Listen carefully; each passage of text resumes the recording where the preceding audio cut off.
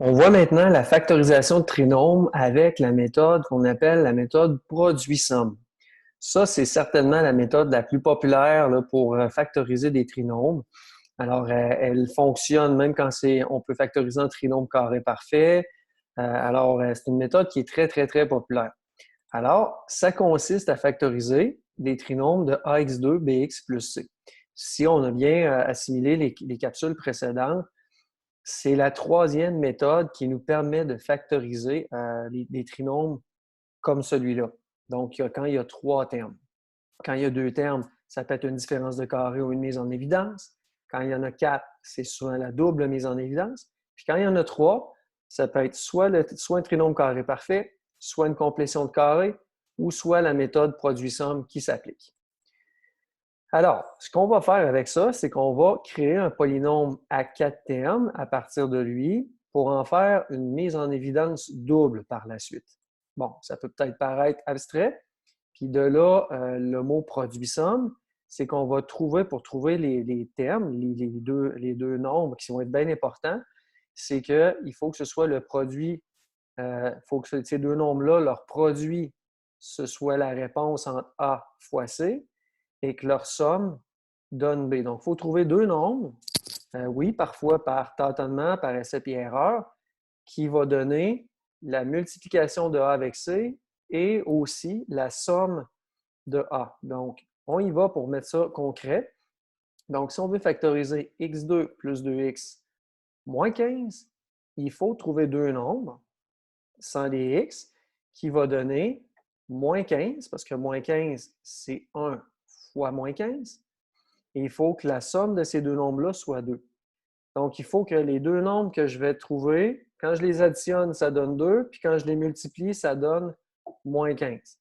Alors, si on se creuse la tête un petit peu, on va s'apercevoir que ces deux nombres-là, c'est moins 3 et 5. Parce que moins 3 fois 5 va donner moins 15 et moins 3 plus 5 va donner 2. C'est comme ça qu'on trouve nos deux nombres. Alors, une fois qu'on a trouvé ça, on remplace ensuite le paramètre B par ces deux nombres-là. Donc, au lieu d'être 2x, ça va être ces deux nombres-là qui vont transformer le paramètre B. Donc, au lieu d'avoir 2x, on va écrire moins 3x plus 5x. Moins 3x plus 5x, ça donne 2x. Donc, on n'a rien changé au problème. Et là, on est à l'étape où on a vu précédemment, où est-ce que là, maintenant, on a quatre termes.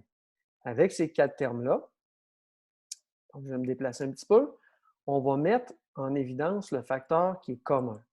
Donc ici, si je regarde ici et là, dans les deux premiers termes, j'ai un x qui est commun. Donc, je fais la mise en évidence. Ici, j'ai un 5 qui est commun. Donc, je fais la mise en évidence de 5.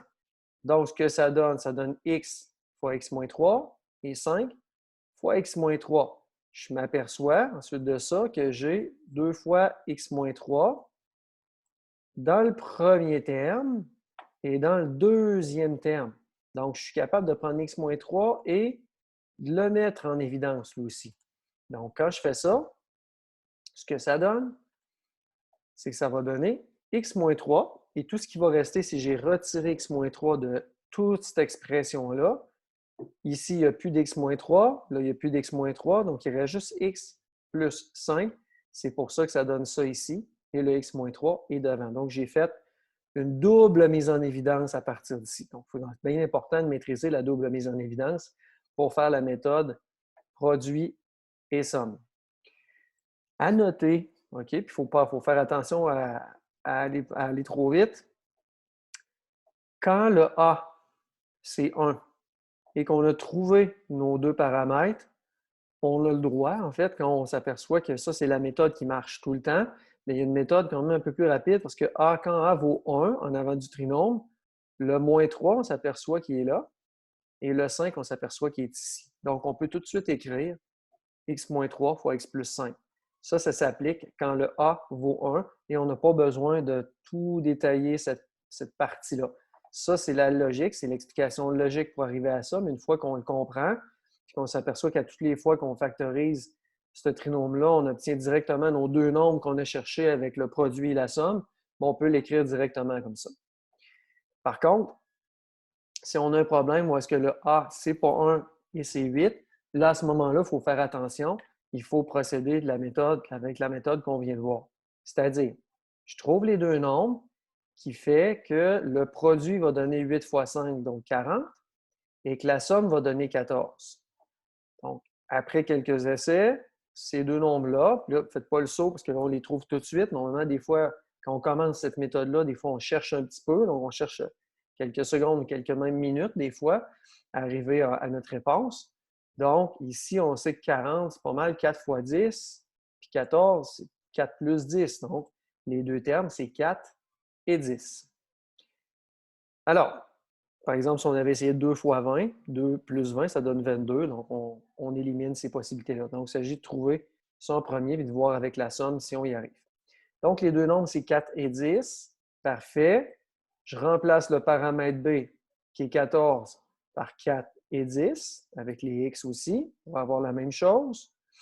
Ensuite de ça, je regarde qu'est-ce que je peux mettre en évidence dans le premier terme ici. Je regarde qu'est-ce que je peux mettre en évidence dans le deuxième terme. Ici, on voit qu'on a 4x qui est commun. Ici, on voit 5 qui est commun. Alors, si je factorise ça, on fait la mise en évidence simple pour chacun des termes. Et je finis avec une mise en évidence double, parce qu'ici, j'ai 2x plus 1 et j'ai 2x plus 1. Et je le sors carrément de tout ce gros terme-là. Donc, ça donne 2x plus 1 multiplié par 4x plus 5. C'est les deux facteurs, ici et ici, multipliés ensemble, qui vont donner mon trinôme du problème initial. Alors, j'espère que c'est clair. Je vous conseille de travailler cette méthode-là souvent parce que c'est une méthode qui est très utilisée. D'ailleurs, dans certains examens du ministère, la plupart des examens du ministère, il n'est pas exigé une méthode ou une autre. Alors, souvent, quand on a un trinôme, c'est pratique d'utiliser cette méthode-là. Une fois qu'on la maîtrise bien, c'est possiblement la méthode la plus populaire et la plus pratique pour factoriser.